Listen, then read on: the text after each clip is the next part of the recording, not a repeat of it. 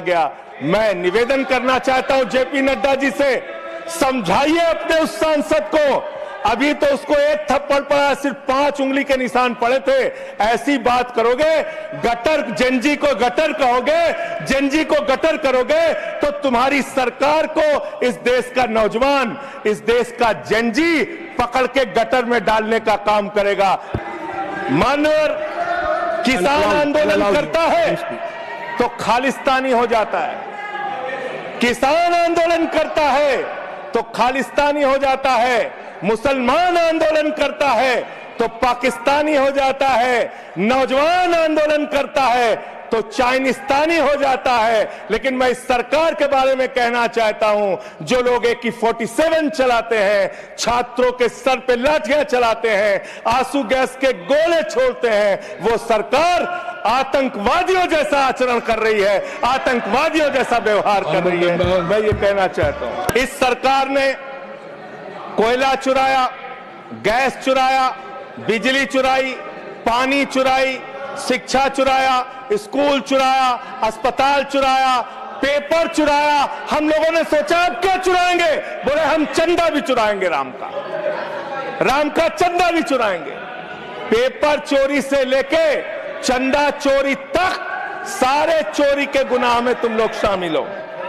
मानवर में अपनी बात की शुरुआत नीट पेपर लीक के कारण जिन 21 बच्चों ने आत्महत्या करके अपनी जान दी, उनको सर झुका के नमन करते हुए, श्रद्धांजलि देते हुए अपनी बात शुरू करना चाहता हूं। मैं उन लोगों को भी श्रद्धांजलि देना चाहता हूं जो पिछले 10 साल में 1,23,000 छात्रों ने सुसाइड किया, आत्महत्या किया, और 2,000 छात्र हर साल सिर्फ पेपर लीक के कारण आत्महत्या की जिन्होंने। मान्यवर, मैं ये बिल पढ़ रहा था और आपने नीट के पेपर लीक के कारण जब 22 लाख बच्चे प्रभावित हुए तो आपने कहा री एग्जाम कराएंगे। पहली बार जब आपने एग्जाम कराया तो 22,80,000 बच्चे उसमें बैठे थे, लेकिन दोबारा जब आपने री एग्जाम कराया तो उसमें मात्र 20 लाख बच्चों ने हिस्सा लिया, 2,80,000 बच्चों ने हिस्सा नहीं लिया। उस गुनाह के लिए, उस पाप के लिए जिम्मेदार कौन है? दूसरी बात मान्यवर, यह बिल देख के मुझे लगता है कि सरकार खुद स्वीकार कर रही है कि देखो भाई, पेपर लीक तो होगा, पेपर लीक हम नहीं रोक पाएंगे, पेपर लीक होगा। हत्या के खिलाफ सख्त कानून बनता है, बलात्कार के खिलाफ सख्त कानून बनता है। तो कोई हत्या का अपराधी होता है, बलात्कार का अपराधी होता है जिसको सजा मिलती है।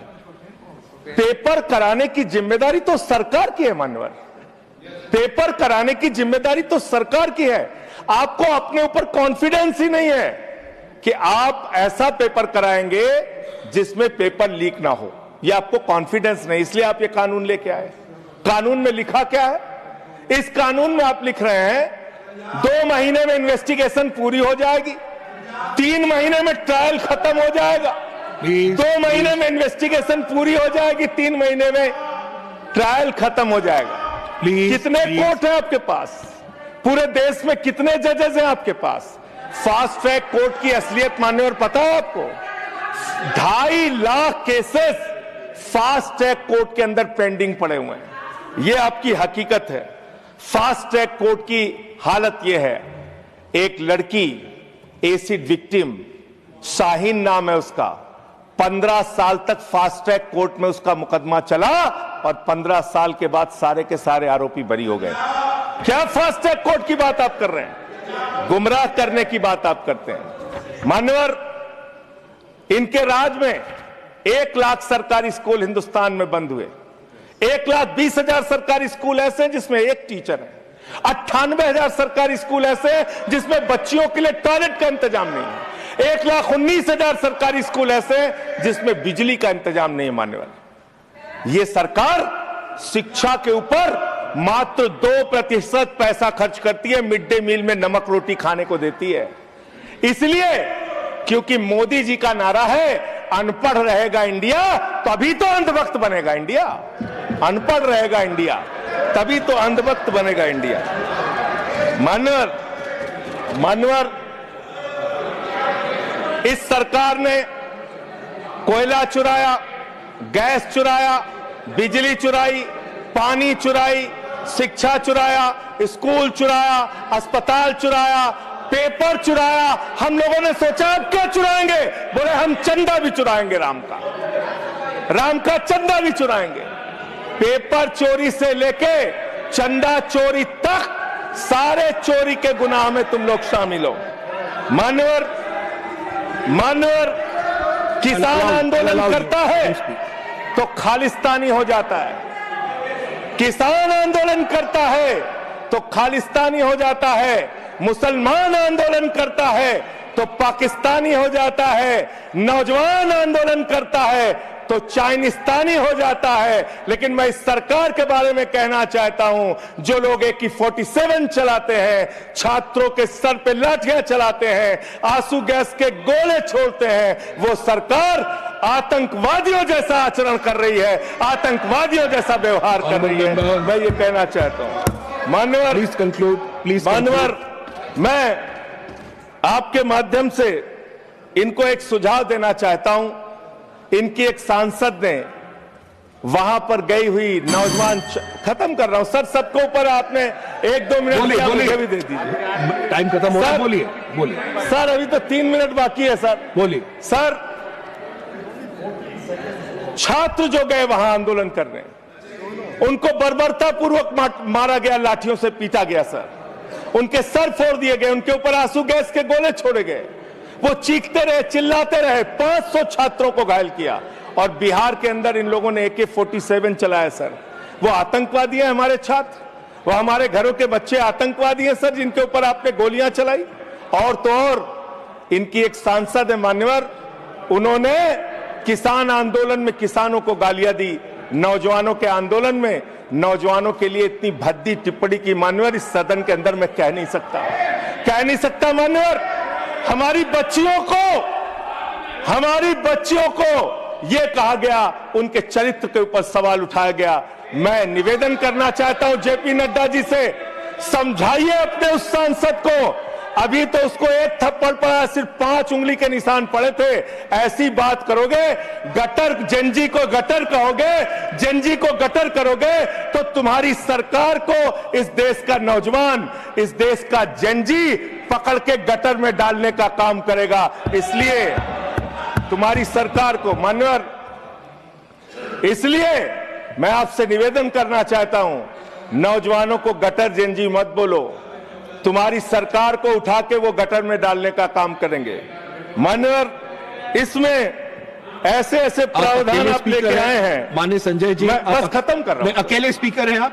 हाँ, अकेले हैं। अकेले। सर, मैं ये सोच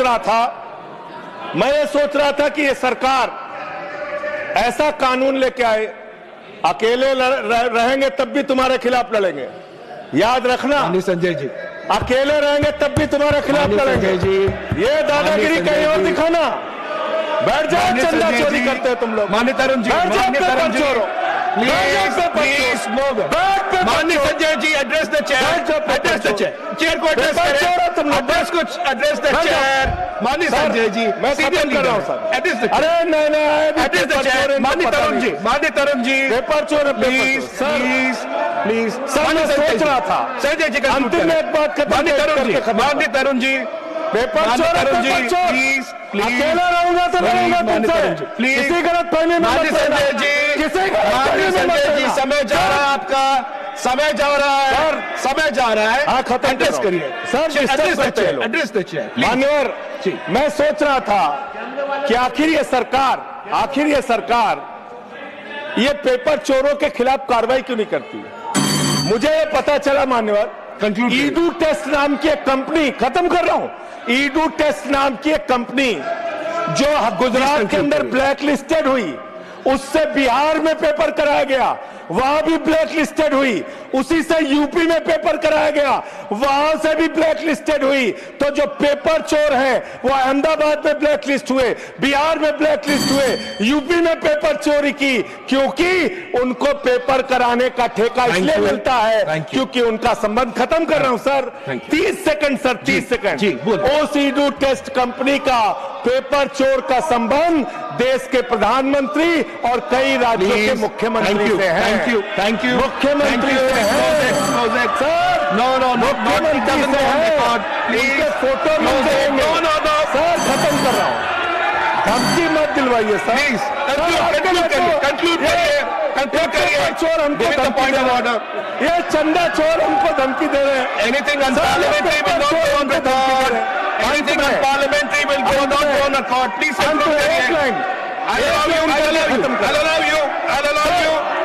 चंद्रशेखर जी के अंतिम लाइन कंक्लूड करिए, कंक्लूड करिए। आप ही आ रहे हैं सर, हम कंक्लूड करिए, कंक्लूड करिए। I have to put the one, I allow you, conclude करिए। बिठाइए, कंक्लूड करिए। पेट पे दर्द शुरू हो गया संजय जी, मिर्गी के झटके आ रहे हैं सर, करिए, उनको समझाइए। कंक्लूड करिए प्लीज। मिर्गी के झटके आ रहे हैं, उनको समझाइए सर। मैं आपको समय दूंगा, I give you the time, please conclude करिए सर, कंक्लूड करिए। अंत में